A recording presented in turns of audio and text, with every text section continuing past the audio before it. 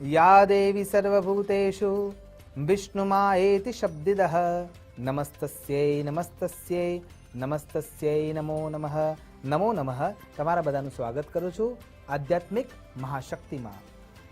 આજનો આપણો વિષય છે ચંડીપાઠ। શું ખરેખર ચંડીપાઠ આટલું બધું મહત્વનું છે? માં જગદંબાના આરાધના માટેનું શ્રેષ્ઠ કોઈ સ્ત્રોત્ર છે તો એ ચંડીપાઠમાં જ નિહિત છે। ચંડીપાઠ 700 મંત્રોથી મંડિત એક વિશેષ પૂજાનો પ્રયોગ છે, જેને કામ્ય પ્રયોગ તરીકે પણ આપણે ઉપયોગમાં લઈ શકીએ છીએ, સત્વ પ્રયોગ તરીકે પણ ઉપયોગમાં લઈ શકીએ છીએ, શાસ્ત્ર સંમત પ્રયોગ તરીકે પણ ઉપયોગમાં લઈ શકીએ છીએ, અને તમારી મનની ઈચ્છાઓની તૃપ્તિ માટે પણ આમાં રહેલા મંત્રો ખરેખર શ્રેષ્ઠ છે।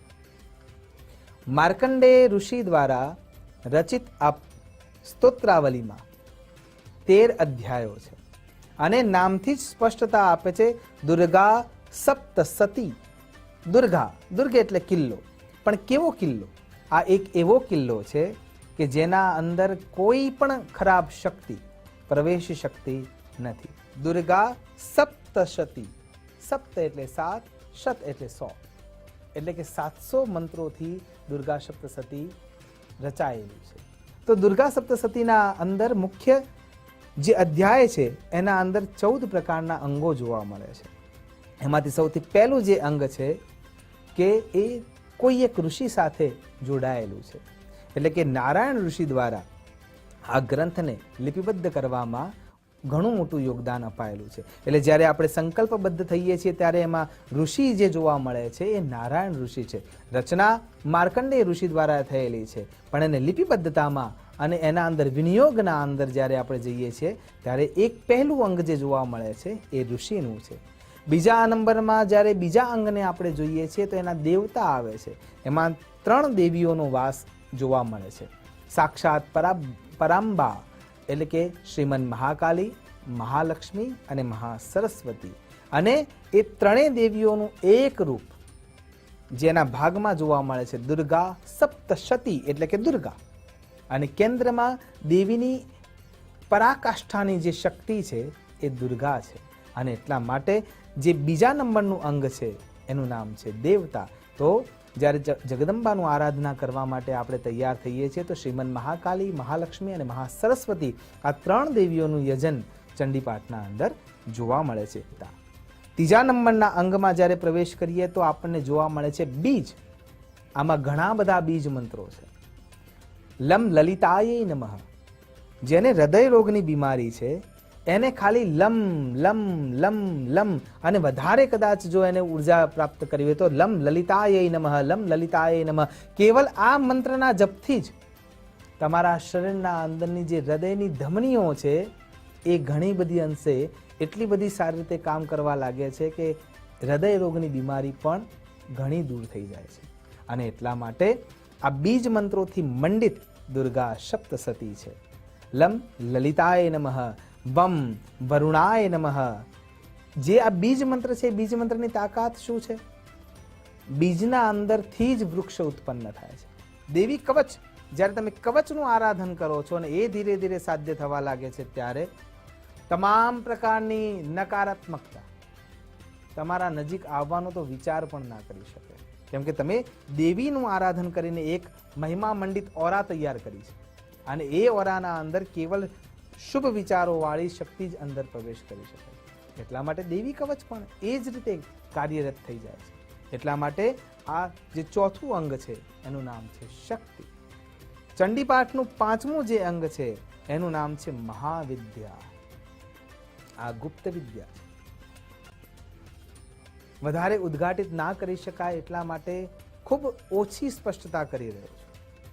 સુયોગ્ય ગુરુના સાનિધ્યમાં બેસીને જો ચંડીપાઠને શીખવામાં આવે તો 10 મહાવિદ્યાઓમાં ત્રિપુરા સુંદરી પણ એક વિદ્યા છે। એ ષોડશી માં લલિતા આપણને ખૂબ જ સરળતાથી સૌમ્ય મૂર્તિ રૂપે સાધ્ય થઈ શકે છે, અને એના મંત્રો એમાં છે જ, પણ એનો ઉપયોગ કરતા શીખવું જરૂરી। એનું 6થું જે અંગ છે એનું નામ છે ગુણ।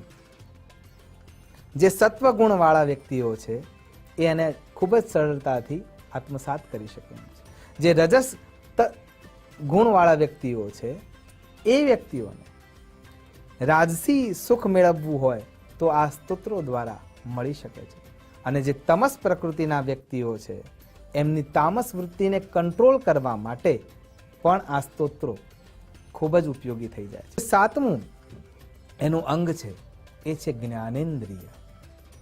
તમારી પંચ કર્મેન્દ્રિય, પંચ જ્ઞાનેન્દ્રિય, 11મું મન, 3 પ્રકારના આંતરિક ગુણો સત્વ, રજસ અને તમસ, પંચ મહાભૂતો, તન માત્રાઓ, આ બધાનું કંટ્રોલ જો કોઈ જગ્યાએથી થતું હોય તો એ છે જ્ઞાનેન્દ્રિયો દ્વારા. રસે રૂપે જ ગંધે ચ શબ્દે સ્પર્શે ચ યોગિની, માં યોગિની એનો કંટ્રોલ કરી લે છે કે એને કેવી રીતે ઉપયોગમાં લેવું જોઈએ. એટલા માટે જે 7મું લક્ષણ દેખાય છે અંગમાં તો એ છે જ્ઞાનેન્દ્રિય. આગળ છે 8મો ગુણ અથવા 8મું અંગ જેને આપણે કહીએ છીએ રસ. અનુષ્ટુપ છંદ દ્વારા આ રચાયેલું છે.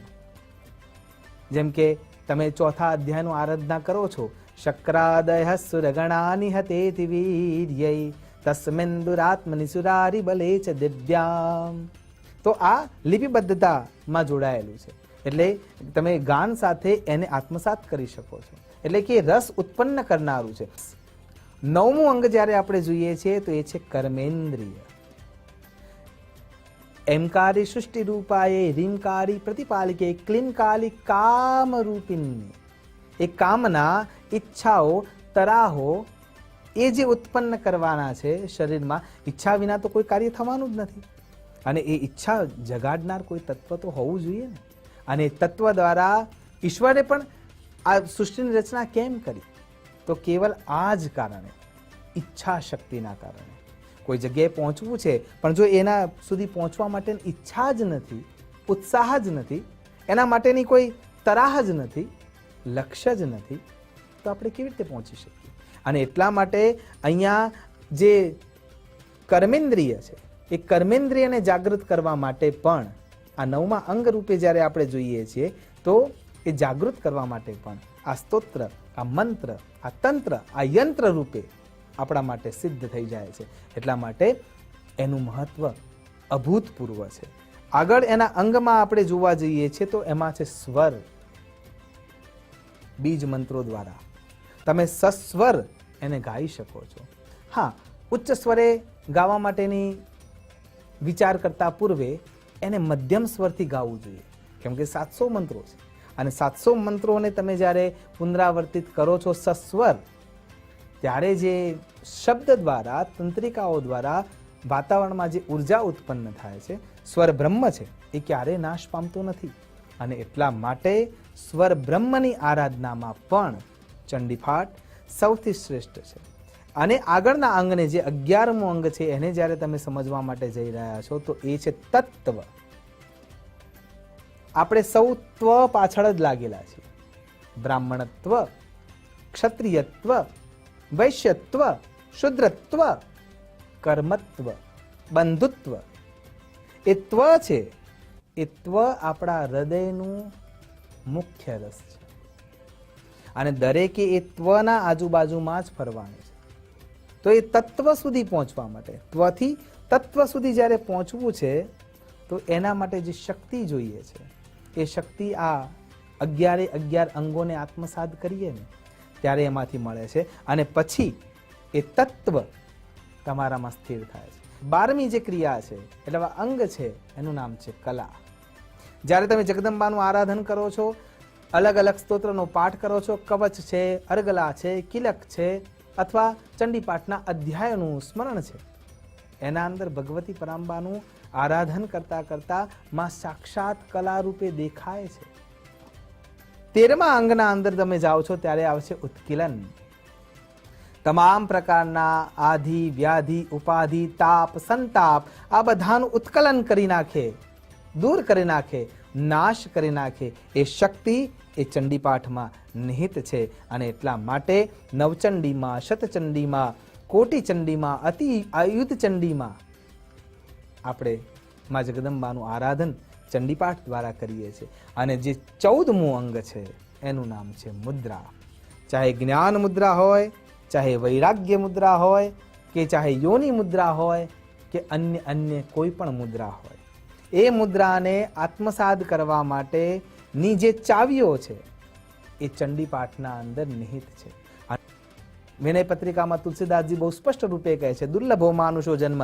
એ માનુષો જન્મ દુર્લભ એટલા માટે છે કેમ કે આપણે મુદ્રા દ્વારા મુદ્રિત શક્તિને પ્રાપ્ત કરવી છે, અને એટલા માટે ચંડીપાઠનું આરાધન આપણે કરીએ છીએ.